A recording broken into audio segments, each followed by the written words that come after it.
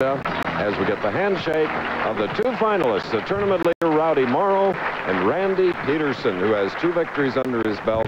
A victory last week, going for 2 in a row. Will shoot first. Randy already eligible for the Firestone, a 3-year exemption with the national championship under his belt, going against Rowdy Morrow, who, if he would happen to win, would knock out the big guy, Dennis Jakes.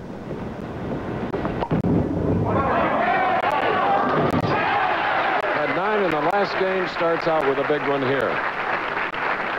And we said, Chris, these players got on the tour by buying shares in a player, and normally the normal setup being, let's say, Rowdy Morrow. He sold 48 shares, $250. Quick arithmetic, that's $12,000. Now, what they would do is the first $12,000, Rowdy would pay back to his sponsors or backers, and they would split the profits after that. So the St. Louis professional of 6 years who finished 3rd in the AC Delco 1986. And you see the profile of the 4.5-step delivery of Rowdy Morrow, who I really, really like his style, Chris. I saw him a few years back as he came out from St. Louis. He learned just the conventional style, good all-around movement, good wrist action through the ball. He has just as smooth and as solid as game as I've seen any young man come out on the tour in many, many a year. And in that tournament we were talking about, where he finished 3rd, he lost his only match to Randy Pedersen. So a revenge at stake. Tough break, 4-6-7 early. I'll tell you what, Chris, he went 4-6-7 up high, and the ball goes through the middle, and he's quickly up on the approach. He's just going to shoot for the 4 and 7 pins to get the count. But I liked his reaction. He's determined to win this match.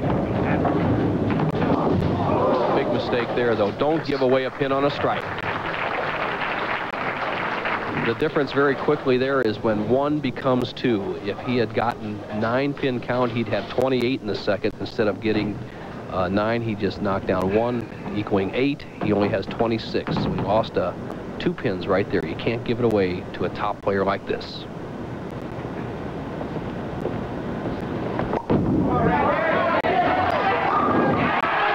And Pedersen has doubled.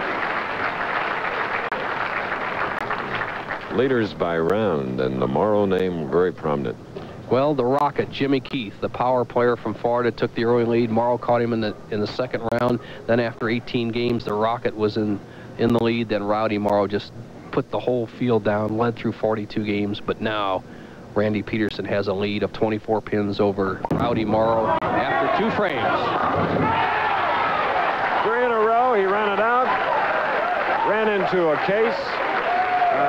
Serving as an end table for a TV monitor. Wow. Uninjured.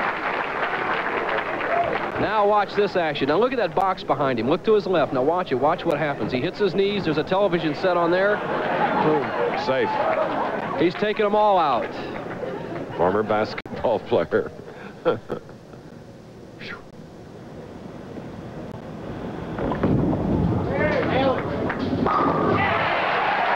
And there's a big effort by Rowdy Morrow of St. Louis to strike in the 3rd after an open in the 2nd. Now Rowdy, with the rosin in his hand, seems a little bit unperturbed by the antics of Randy Pedersen.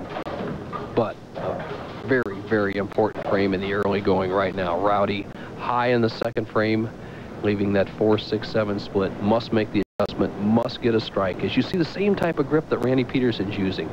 Fingertip grip with what we call a dropped ring finger, a little shorter on the ring finger for control. Oh, he hammered that one to give him a double.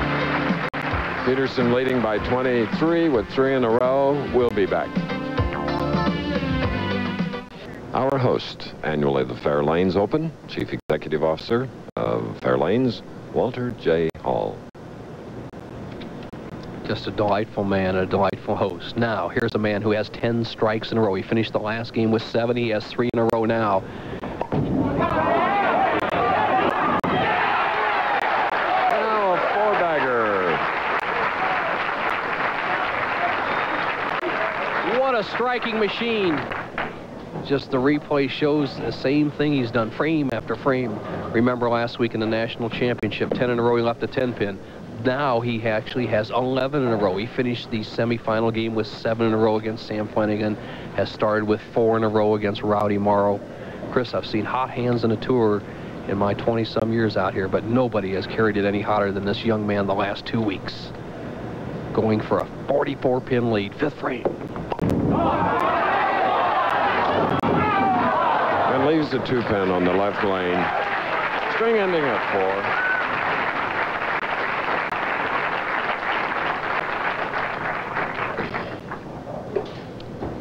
And there's no gimme strikes out there. Randy just a little bit quicker with that shot, about 19 miles an hour, and he's been 18 all week long, and all the other shots leaves the 2-pin an easy spare. Oh, curve. He asked for a curve. And Rowdy Morrow, the double working, shooting in the 5th frame, can cut it to 23. With all the hoopla about Randy Pedersen, if Morrow can throw 2 more strikes here, the game will be on.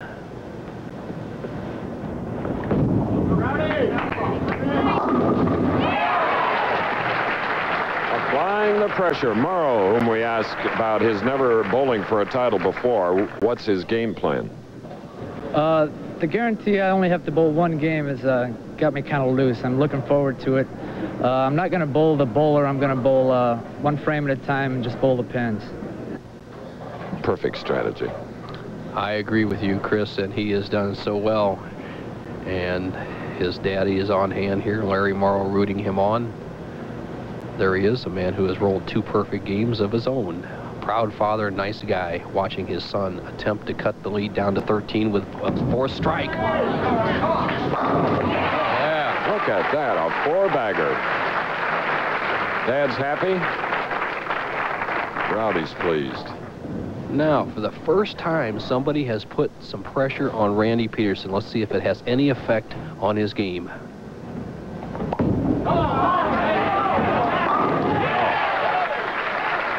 Rowdy today could become the 21st bowler to win back-to-back titles.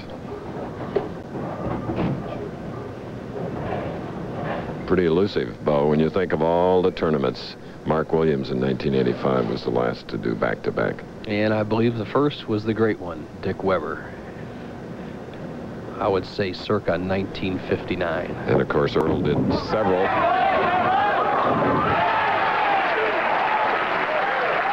It's the Randy and Rowdy show from Fair Lanes. What a battle here in the area of the nation's capital. Which man will break? You see Rowdy reaching for a deep breath. He says he's just bowling against the lanes and the pins, but how can he not pay attention to the big guy out there on the lanes? 6 feet 2 inches of Randy Pedersen. Now Rowdy. A 10. Wow. Chris, I don't sit here rooting for anybody year after year, but the doggone Rowdy threw such just a terrific shot right there to get right back in the match, and up pops a ringing 10 at the most inopportune time. Tough break.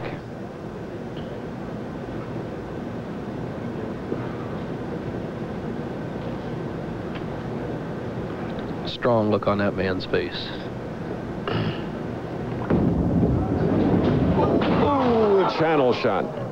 In an open frame, there's that crack. Isn't that something, Chris? Yes. A ringing 10, if he strikes on that ball, he would have cut the lead down to just 14 pins. Instead, he misses a simple spare into the channel and has just opened the floodgates, as you see it right here, for Randy Pedersen to just walk away with this title.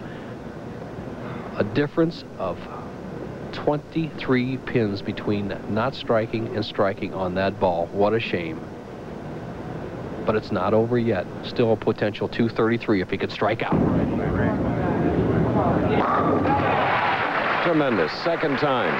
He's come back with a strike after an open frame. Rowdy Morrow. Performance by round. After 6 games, Rowdy was in 6th place, and as you see, he closed in the field in the 24-game match play, leading all the way. But right now, Randy Pedersen is in command. The a great ability last week and this week to string strikes. Finished with 7 in his last victory. Now 3 in a row. Well, Randy Pedersen, just a really, really hard worker on his game all his life, but just a tremendous practicer, has definitely blossomed into the PBA forefront here in the last 2 weeks. In danger of making this a rout. One more strike, a 56-pin lead.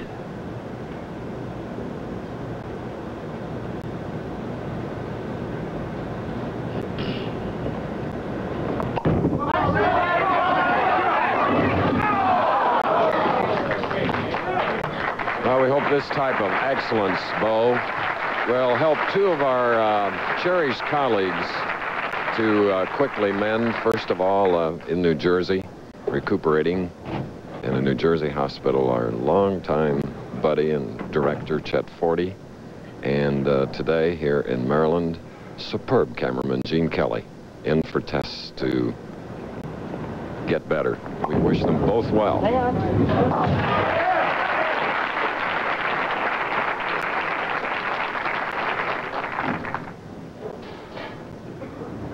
Chris, in order for Rowdy Morrow to get well in this match or have any chance in this match, he must strike out. He cannot miss from here on out, or Randy Pedersen will win sitting on the bench.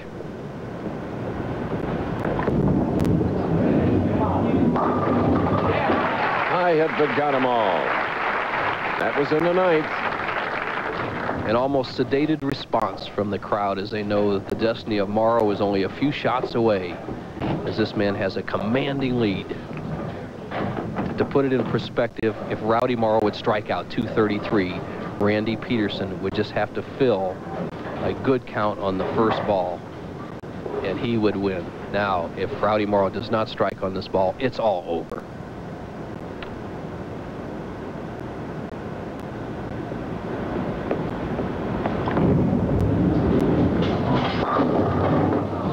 It's over, Chris. Yep, it certainly is. So the tournament leader is eliminated by this man who's had some kind of afternoon, 258, 249, and a big game here in the championship.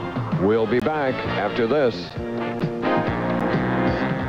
The professional. Okay. How's this? Look at him. 2 in a row. National championship. Lane's open. Oh, Chris, I don't know what to say.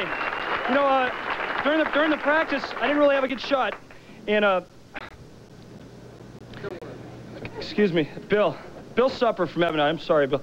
He told me my feet were a little fast, and I was watching the other guys play, and I'd gone pretty straight all week. So after working on getting my feet slower from Bill's suggestion, I decided to try to open up the lane, and thank God it worked. 233 to 212. 1981, Tom Baker with 3.